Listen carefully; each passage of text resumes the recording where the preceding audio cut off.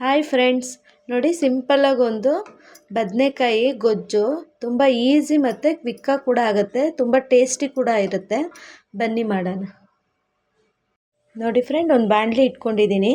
ಇದಕ್ಕೆ ಸ್ವಲ್ಪ ಎಣ್ಣೆ ಹಾಕೋತೀನಿ. ಒಂದು 2 ಸ್ಪೂನಷ್ಟು ಎಣ್ಣೆ ಹಾಕ್ಕೊಂಡಿದ್ದೀನಿ. ಸ್ವಲ್ಪ ಜೀರಿಗೆ ಹಾಕ್ಕೊಳ್ಳಿ.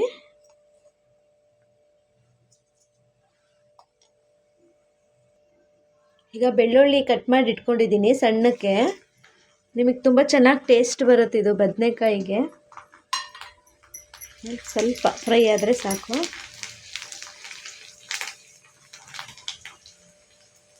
ಇವಾಗ ಈರುಳ್ಳಿ ಕಟ್ ಮಾಡ್ಕೊಂಡಿದ್ದೀನಿ. 2 ಈರುಳ್ಳಿ ಸ್ವಲ್ಪ ದೊಡ್ಡದು ಉದ್ದುದ್ದ ಕಟ್ ಮಾಡಿ ಇಟ್ಕೊಂಡಿದ್ದೀನಿ, ಅದು ಫ್ರೈ ಆಗಲಿ. ಸ್ವಲ್ಪ ಈರುಳ್ಳಿ ಫ್ರೈ ಆದಮೇಲೆ ನೋಡಿ ಇನ್ನೂ ಸ್ವಲ್ಪ ಹಾಕಬೇಕು. ಇವಾಗ ಸ್ವಲ್ಪ ಕರಿಬೇವು ಸೊಪ್ಪು ಹಾಕ್ತೀನಿ. ಫ್ಲೇವರ್ ತುಂಬ ಚೆನ್ನಾಗಿ ಬರುತ್ತೆ ಈ ಟೈಮಲ್ಲಿ ಹಾಕಿದ್ರೆ, ಟೇಸ್ಟ್ ಕೂಡ ಚೆನ್ನಾಗಿ ಬರುತ್ತೆ. ನೋಡಿ ಇಷ್ಟು ಫ್ರೈ ಆದರೆ ಸಾಕು. ಇವಾಗ 1 ಟೊಮೆಟೊ ನಾನು ಕಟ್ ಮಾಡಿ ಇಟ್ಕೊಂಡಿದ್ದೀನಿ, ಅದನ್ನು ಚೆನ್ನಾಗಿ ಫ್ರೈ ಮಾಡಿ. ನೋಡಿ ಟೊಮೆಟೊನು ಸ್ವಲ್ಪ ಸಾಫ್ಟಾಗಿದೆ. ಈ ಟೈಮಲ್ಲಿ ನೋಡಿ ನಾನು ಅರ್ಧ kg ಬದನೆಕಾಯಿ ತೊಗೊಂಡಿದ್ದೀನಿ. ಇದನ್ನು ಹಾಕಿ ಚೆನ್ನಾಗಿ ಮಿಕ್ಸ್ ಮಾಡ್ಕೊಳ್ಳಿ. ನೋಡಿ ಸ್ವಲ್ಪ ಹಳದಿ ಪೌಡರು, ಸ್ವಲ್ಪ ಉಪ್ಪು ಹಾಕ್ಕೊಳ್ಳಿ. ನಿಮಗೆ ಎಷ್ಟು ಟೇಸ್ಟಿಗೆ ಬೇಕಾಗುತ್ತೋ ಅಷ್ಟು. ಸ್ವಲ್ಪ ಚಿಲ್ಲಿ ಪೌಡರು, ನಿಮಗೆ ಎಷ್ಟು ಖಾರಕ್ಕೆ ಬೇಕೋ ಅಷ್ಟು ಹಾಕ್ಕೊಳ್ಳಿ. ಸ್ವಲ್ಪ ಸಾಂಬಾರು ಪುಡಿ, ನೀವು ಸಾಂಬಾರಿಗೆ ಹಾಕೋತೀರಲ್ಲ ಆ ಸಾಂಬಾರು ಪುಡಿ ಹಾಕ್ಕೊಳ್ಳಿ. ನಿಮಗೆ ಟೇಸ್ಟ್ ಮಾತ್ರ ತುಂಬ ತುಂಬ ಚೆನ್ನಾಗಿ ಬರುತ್ತಿದ್ದು. ಚೆನ್ನಾಗಿ ಹಿಂಗೆ ಕಲಿಸ್ಕೋಬೇಕು. ನೋಡಿ ಚೆನ್ನಾಗಿ ಕಲಿಸ್ಕೊಂಡಿದ್ದೀನಿ. ಸ್ವಲ್ಪ ಬೇಯಬೇಕಿದು. ಸ್ವಲ್ಪ ನೀರು ಹಾಕ್ಕೊಂಡು ಕಲಿಸ್ಕೊಂಡು ಇವಾಗ ಕ್ಲೋಸ್ ಮಾಡಿಬಿಡ್ತೀನಿ. ಸಿಮ್ಮಲ್ಲೇ ಬೇಯಿಸ್ಕೊಳ್ಳಿ ಇದು.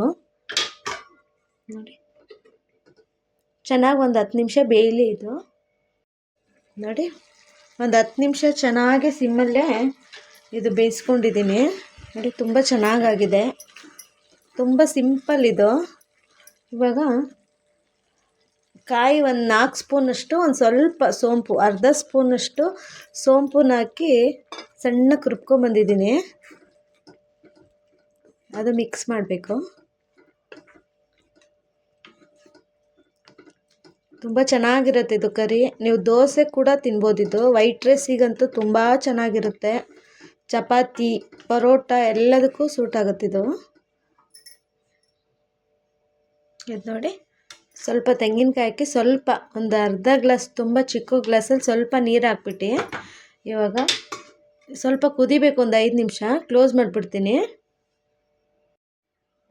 ರೆಡಿ ಆಯಿತು ನೋಡಿರಿ, ತುಂಬ ಚೆನ್ನಾಗಿ ಬಂದಿದೆ. ಬೇಗ ಕ್ವಿಕ್ಕಾಗಿ ಕೂಡ ಆಗುತ್ತೆ. ನೀವು ವೈಟ್ ರೈಸಿಗೂ ಹಾಕ್ಕೊಂಡು ತಿನ್ಬೋದು. ಇವಾಗ ಸ್ವಲ್ಪ ಕೊತ್ತಂಬರಿ ಹಾಕ್ಬಿಟ್ರೆ ರೆಡಿ ಆಯಿತು ನೋಡಿ ಬದನೆಕಾಯಿ ಕರಿ. ಇವಾಗ ಸರ್ವ್ ಮಾಡ್ತೀನಿ. ನೋಡಿ ಫ್ರೆಂಡ್, ರೆಡಿಯಾಗಿದೆ ಬದನೆಕಾಯಿ ಗೊಜ್ಜು. ತುಂಬ ಈಸಿಯಾಗಿ ಟೇಸ್ಟಿಯಾಗಿರುತ್ತೆ. ಒಂದ್ಸಲ ಟ್ರೈ ಮಾಡಿ, ಹೇಗೆ ಬಂತು ಅಂತ ನಮಗೆ ಕಮೆಂಟ್ ಮಾಡಿ. ಪ್ಲೀಸ್ ಸಬ್ಸ್ಕ್ರೈಬ್ ಮಾಡ್ಕೊಳ್ಳಿ. Thank you.